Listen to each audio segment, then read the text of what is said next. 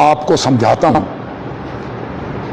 کہ علم کے ساتھ عقل کا ہونا ضروری ہے. تولا علم ہو نا تولا تو کلو عقل چاہیے. اب یہاں بیٹھ کے اگر میں کسی اپنی جماعت کے خطیب کو یا مقرر کو جواب دینے لگوں, کوئی بات کہنے لگوں, کس کو فائدہ پہنچے گا جی؟ اتنا نہیں سوچتے ہو؟ تم میں اتنی عقل نہیں ہے یار. جب آپس میں ہم بات کریں گے, اگر مجھ سے کوئی غلطی ہو گئی درگزر کرو یار, دوسرے خطیب سے کوئی ہو گیا ہے تو میں کیا کروں؟ چپ کر جاؤں. کوئی نہیں یار, کر لیا اسے یہاں بیان کرنا, طالب علموں کے سامنے بیان کرنا, پھر کہنا او مولوی, سرگود دے دا مولوی. انا للہ. اللہ آپ کو ادب سکھائے, احترام سکھائے, اللہ آپ کو اچھا لہجہ عطا کرے. کیا بات ہوئی اوے مولوی؟ یہ شیطان کا لہجہ ہے, یہ مومن بندوں کا لہجہ نہیں ہے, اچھے بندوں کا لہجہ نہیں ہے. اپنی جماعت کا عالم تو میں اس کو کہا مولوی, فلاں شہر کا مولوی. انا للہ انا الیہ. پھر یوں ہی تاثر دیتے رہنا. مثلا اگلے دن ایک عالم نے مولانا احمد سعید خان صاحب کے بیٹے کو خطاب کرتے ہوئے کہا کہ تو سرگودے والوں سے تو بڑا تعلق رکھتا ہے. سرگودے والے تو مولانا احمد سعید کو کافر کہتے تھے, تو جو تیرے باپ کو کافر کہتے تھے ان کے ساتھ تیرا بڑا تعلق ہے.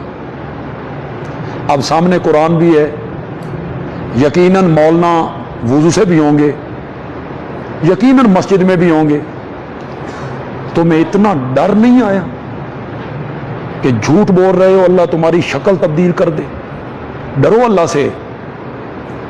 میں نے مولانا احمد سعید خان صاحب کو کافر کہا ہے, کب, کہاں, کس تقریر میں, کس نجی محفل میں, کس تحریر میں؟ بھائی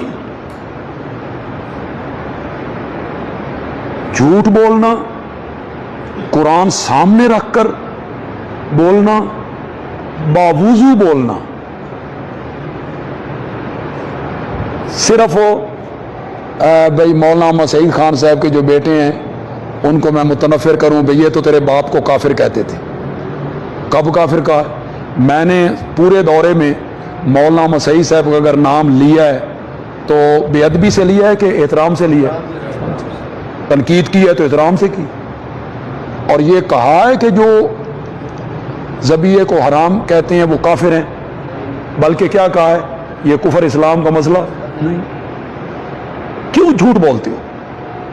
خدا کے لیے اس مسند کا لحاظ کرو یار. آپ عالم بنیں گے, کچھ آپ میں سے عالم ہوں گے, خدا کے لیے علم بڑا, العلم نور, علم نور ہے یار. علم یہ سکھاتا ہے کہ بہتان لگاتے رہو, علم یہ سکھاتا رہتا ہے کہ دوسروں پہ جھوٹ بولتے رہو. یہ علم ہے. اگر یہ علم ہے تو جہالت کس کا نام؟ جاہلوں والے کام کرتے ہو, الزام لگاتے ہو, بہتان لگاتے ہو. کب ہم نے کہا ہے ان پر ہم نے کفر کا فتویٰ لگایا ہے, یا ہم نے ان کو کافر کہا ہے, یا ان کے بیٹوں کو ہم نے کافر کہا ہو؟ ہم تو اس معاملے میں بڑے محتاط لوگ ہیں یار. کفر کے معاملے میں یہ بڑا نازک مسئلہ ہے. اگر آپ کسی کو کافر کہتے ہیں اور وہ کافر نہیں ہے تو وہ کفر لوٹ کر آپ پر آتے. تو آپ کو سمجھا رہا ہوں کہ علم کے ساتھ عقل. سوچا کرو کہ یہ بات ممبر پہ کرنی چاہیے یا اس کے کہنے کا فائدہ کیا ہو اور اس کے کہنے کے نقصان کیا ہو. اپنی جماعت کے مبلغ جو ہیں, خطیب جو ہیں, یہ ایک دوسرے کے خلاف تقریریں, درس, تدریس, نجی محفل میں گفتگو کرنا, یہ کوئی اچھی بات نہیں ہے. یہ نہیں کرنا چاہیے. اگر کوئی اختلاف ہے, اختلاف رکھنا چاہیے. اختلاف کیا, کیوں بھائی حضرت علی اور حضرت معاویہ کے درمیان اختلاف نہیں تھا؟ حضرت علی اور حضرت طلحہ کے درمیان اختلاف نہیں تھا؟ اختلاف کا ہونا تو کوئی بری بات نہیں ہے. تحقیق تفردات ہوتے ہیں علماء کے, وہ ہٹ کے ایک کام کرتے ہیں. کچھ علماء تفردات ہوتے. تفردات کا مطلب یہ ہوتا ہے کہ میں یہ کام کر رہا ہوں, میں تم سے نہیں کہتا کہ تم بھی کرو, میں کر رہا ہوں, میرا ضمیر حضرت سید عنایت اللہ شاہ بخاری رحمۃ اللہ علیہ جرابوں پہ مسا کرتے تھے, لیکن وہ یہ نہیں کہتے تھے تم بھی کرو, نہیں, ان کا اپنا تفرد تھا. بہت بڑے عالم تھے, حضرت انور شاہ کشمیری رحمۃ اللہ علیہ کے شاگرد تھے, ان نے کہیں پڑھا ہوگا, ان کی تحقیق یہ ہوگی, ایک عالم کی اپنی تحقیق ہوتی ہے. حضرت نیلوی صاحب اس کے قائل نہیں تھے. حضرت نیلوی صاحب موجودہ مشرکین کو اہل کتاب نہیں مانتے, نہیں مانتے تھے, نہیں ہے اہل کتاب. تو ہمارے پاس وہ مدرس تھے, یہی رہتے تھے, لیکن انہوں نے کبھی کوئی فتویٰ بازی نہیں کی. مزے کی بات آپ کو بتاؤں, جب حضرت نیلوی صاحب یہاں پڑھاتے تھے نا دورہ تفسیر, تو 10 سپارے میں پڑھاتا تھا, 20 سپارے وہ پڑھاتے تھے, 10 سپارے میں پڑھاتا. تو حضرت نیلوی صاحب طلبہ کو پڑھاتے تھے, بھئی یہ اہل کتاب نہیں ہے, ذبیحہ ان کا حرام ہے. تو طالب علم پھر مجھے پرچیاں بھیجتے تھے, تم ہوتے بڑے شریف لوگ ہو, جو طالب علم ہوتے ہیں یہ پھر لڑاتے بڑے خوب ہیں. پھر طالب علم مجھے پرچیاں بھیجتے تھے, ذبیحے کے بارے میں آپ کا کیا خیال ہے جی. وہ سمجھتے تھے کہ یہ پاگل آدمی ہے, اپنی مارے گا. تو میں انہیں کہتا تھا بھئی جو استادوں نے پڑھایا ہے نا بس وہی پڑھتے رہو, میری تحقیق نہ پوچھو. بس جو استاد کہہ رہے ہیں وہ آپ کے بھی استاد ہیں, ہمارے بھی استاد ہیں, بس وہ جو کہہ رہے ہیں اس کو پڑھتے رہو. یہ ہے علم, اس کے ساتھ عقل استعمال کرنی چاہیے. اور کسی کسی جگہ پہ اپنی خود جو رائے ہے اپنی الگ سے, اس رائے کو ضرور ہے کہ بیان کرنا ہے, لوگوں کے سامنے رکھنا ہے, کوئی ضروری تو نہیں ہے نا. وما یلقاها سبحان اللہ, اللہ نے ہمیں اس کا مصداق بنایا ہے جی, ذرا سنیے گا.